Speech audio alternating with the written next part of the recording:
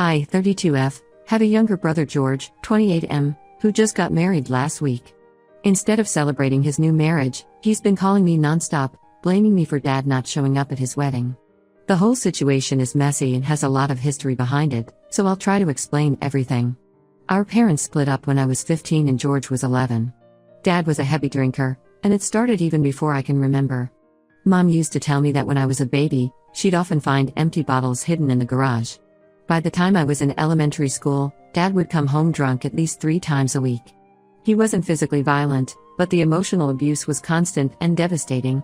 Dad worked as a sales manager at a car dealership, and he'd often use work stress as an excuse for his drinking. He'd come home reeking of alcohol, slam doors, and start screaming at Mom about the smallest things, dinner being cold, the house not being clean enough, or even us kids making too much noise while playing. He'd call her worthless, blame her for everything wrong in his life, and sometimes lock himself in their bedroom for days, refusing to talk to any of us. I remember one particularly bad night when I was 14. Mom had been working as a bank teller for years, taking whatever shifts she could get while still being there for us kids. She finally got promoted to branch manager, which meant better hours and significantly better pay. Instead of being happy for her, Dad couldn't handle that she was making more money than him. He came home completely wasted the night of her celebration dinner. Mom had bought a special cake and invited her parents and sister over. Dad showed up 2 hours late, threw the cake against the wall in front of everyone, and told Mom she was trying to emasculate him. My grandparents left immediately, and I had to clean up the mess while Mom cried in the bathroom. George was young and didn't fully understand what was happening, but I saw everything. The incidents kept piling up. Dad would miss work because of hangovers, forcing Mom to cover our bills with her salary. He'd spend our grocery money on alcohol, making Mom ask her sister for help feeding us. He'd forget to pick George up from school, leaving him waiting for hours until I could get there after my own classes. What made it worse was how he'd act the next day, like nothing had happened. He'd wake up, go to work, if he wasn't too hungover, and act completely normal. If Mom tried to talk about his behavior, he'd either deny everything or blame it on work stress. The final straw came when Mom found out Dad had emptied their joint savings account, almost $15,000 they'd saved for our college funds. He'd gone on a 3-day drinking binge with his friends in Vegas, lost most of it gambling, and couldn't even remember where the rest went. Mom finally had enough. She filed for divorce and got full custody of us, though Dad got visitation rights. Surprisingly, after the divorce, Dad got his act together. He started attending AA meetings, got a better job at a different dealership, and even started dating again. 3 years after the divorce, he met Sarah at work. She was the dealership's accountant. They dated for a year before getting married. Sarah seemed nice enough, and Dad appeared happier with her. He stopped drinking completely and became more reliable with his visitation schedule and child support payments. George was absolutely thrilled about Dad's transformation. He spent every weekend at Dad and Sarah's place, while I kept my distance. I just couldn't forget the years of trauma Dad put us through. I saw him at major holidays and occasionally at George's events, but I never got close to him again. Mom also moved on and found happiness with David, who she met through a mutual friend. They dated for 3 years before getting married 5 years ago. Now to the current situation. When George got engaged to his girlfriend Emma, 27F, last year, he started making weird demands about the wedding. First, he insisted that Dad should walk him down the aisle along with Mom. Mom agreed, wanting to keep the peace even though I could tell she was uncomfortable. Then George dropped the bomb. He wanted Mom to come alone, without David. His excuse was that he wanted a family-only ceremony, which made absolutely no sense since Dad was bringing Sarah. I tried talking to George about how unfair this was. David had been in our lives for 7 years, helped put George through college, and had always treated us like his own kids. But George wouldn't listen. He kept saying that Dad had changed and deserved a second chance. He even suggested that Mom and Dad might reconnect at the wedding if David wasn't there. I told him he was being delusional and disrespectful to both Mom and David. The situation got even worse when George started spreading lies to Emma's family. He told them David wasn't invited because he had caused problems in our family and made it difficult for Dad to be involved in our lives. This was completely false. David had always encouraged us to maintain a relationship with Dad and had never said a negative word about him. When I confronted George about these lies, he said he needed to protect Dad's image in front of his in-laws and make sure they didn't think badly of him. Mom, being the amazing person she is, eventually decided to attend without David just to keep the peace. She didn't want to risk ruining George's big day. But then Dad didn't show up at all. He sent a text to George an hour before the ceremony saying he couldn't make it. No explanation, no apology, just that he wasn't coming. George was devastated and immediately called me, convinced I must have said something to Dad to make him skip the wedding. The truth is, I hadn't spoken to Dad in months. The last time we talked was at George's engagement party, and it was just basic small talk. I had no idea why he didn't come. But George wouldn't believe me. He's been telling everyone that I sabotaged his wedding because I couldn't let go of the past. Now Emma's family is asking questions about why both Dad and David were absent, and George expects me to lie and say there was a medical emergency. I refuse to cover for him or make up excuses. I'm tired of the lies and the pretense. Now George is panicking because Emma's parents are starting to piece together the real story, and he's worried they'll judge him for how he treated Mom and David. He keeps calling me, saying I'm ruining his marriage before it even starts by not backing up his story. Ida for refusing to lie to his in-laws? Update 1, it's been 2 weeks since my last post, and things have gotten even more complicated than I imagined.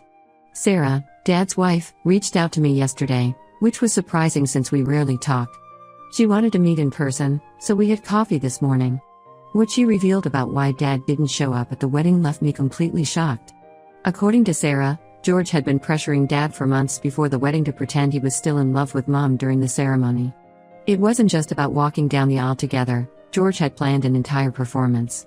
He wanted Dad to dance with Mom for every slow song, give a speech about their beautiful family, and take dozens of family photos without Sarah or David.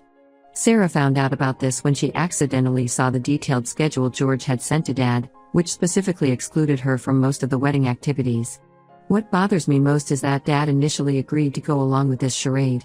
Sarah said he didn't want to disappoint George and thought he could handle pretending for one day. But 3 days before the wedding, George sent Dad a script for his father of the groom's speech. Sarah showed me the email on her phone, and I couldn't believe what I was reading.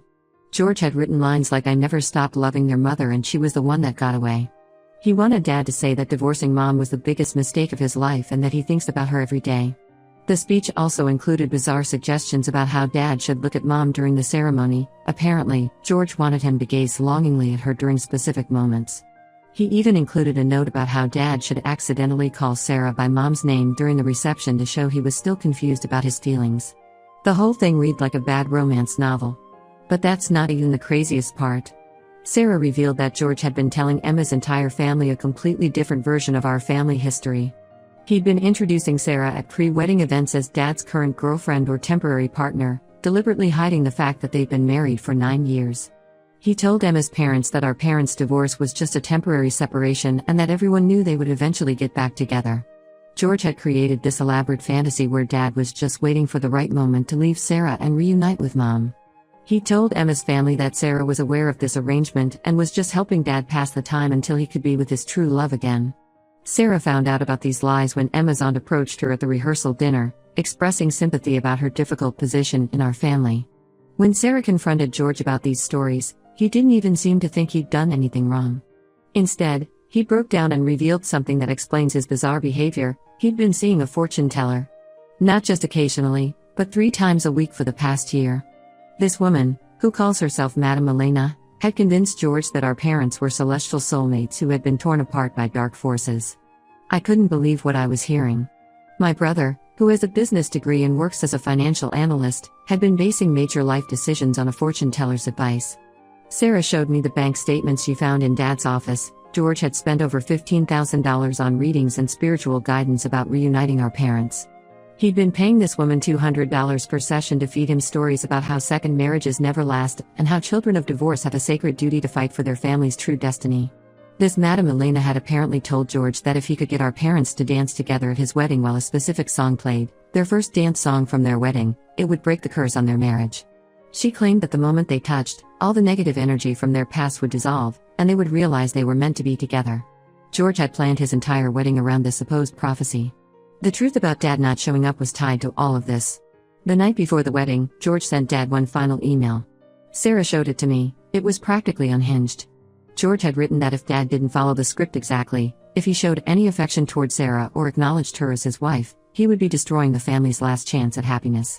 He told Dad that this wedding was destined to be the moment our family healed, and if Dad ruined it, George would never forgive him. That's when Dad finally broke. He couldn't handle the pressure of George's demands or the responsibility of supposedly fixing our family through this elaborate deception. Rather than go through with George's plan or confront him about how delusional it all was, Dad took the coward's way out and just didn't show up. Sarah decided to tell me all of this because she's worried about George. She thinks he's having some kind of breakdown and needs help. She feels guilty for not telling us sooner about George's odd behavior and the fortune teller's influence. She also wanted me to know that she never meant to come between our parents, something George had apparently accused her of repeatedly. I'm still trying to process all of this information. It explains so much about George's recent behavior, but it also raises new concerns about his mental state. I haven't told Mom any of this yet. I know I should, but I'm worried about how she'll react to learning that her son has been essentially plotting to break up her marriage based on a fortune teller's predictions. I tried calling George after my meeting with Sarah, but he won't answer my calls. Emma texted me saying he's not ready to talk. I don't even know how to begin addressing this situation. My brother needs help, but I'm not sure he's willing to admit that anything's wrong. Update 2. 3 months have passed since my last update, and the situation has taken an even more twisted turn. After learning about the fortune teller's influence on George, Mom decided to do some digging. What she uncovered was shocking. Madame Elena wasn't just some random fortune teller taking advantage of my brother's vulnerability. She was Lisa Martinez, Sarah's former sister-in-law from her first marriage. The story goes deeper than we imagined. Before Sarah met our dad, she was married to Lisa's brother, James. Their marriage ended when James died in a car accident 12 years ago. According to what Mom found out, there was a significant inheritance involved. James had a successful construction business, and in his will, he left 60% of his assets to Sarah and 40% to his family. Lisa was furious about this split, claiming Sarah had manipulated James into changing his will just months before his death. Sarah had used her portion of the inheritance to start a new life, which eventually led her to meeting our dad at the dealership. All these years, Lisa had been harboring resentment, believing Sarah had stolen what she saw as her family's rightful inheritance. When she discovered through social media that Sarah had married our dad and become a stepmother, she saw an opportunity for revenge. Lisa specifically targeted George after learning he was Sarah's stepson. She set up her fortune-telling business in our city just 6 blocks from George's office, knowing he would pass by it every day on his way to work. She even hired people to casually mention to George how accurate her readings were. It was all an elaborate scheme to get close to him and use him to destroy Sarah's new life. She knew from stalking George's social media that he was struggling with accepting our parents' divorce even after all these years. She played on this vulnerability, feeding him exactly what he wanted to hear, that our parents were meant to be together, that Sarah was just a temporary obstacle, and that he had the power to fix our family. The worst part is how methodically she manipulated him. Mom found online reviews where Lisa's other clients complained about her charging $50 to $75 per session. But she charged George $200, knowing he made good money as a financial analyst. She used that extra money to hire private investigators to dig up details about our family's past, information she would then casually drop during readings to make her predictions seem more credible. When Sarah discovered this connection, she was horrified.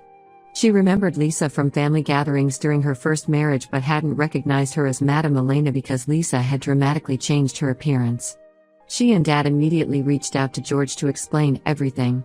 They showed him photos of Lisa from Sarah's first wedding, proving she was the same person as Madame Elena. George was devastated. Finding out that the person he had trusted with his deepest hopes about our family was actually someone with a vendetta against Sarah broke something in him. He finally realized how his actions had hurt everyone, especially Mom and David. The reality that he'd spent thousands of dollars funding someone's revenge scheme against his own stepmother hit him hard. The truth about Lisa came out to Emma's family too. Emma's father, who works as a lawyer, was particularly angry about the manipulation. He's helping George build a case against Lisa for fraud, though George is hesitant about pursuing legal action because he's embarrassed about being so thoroughly deceived.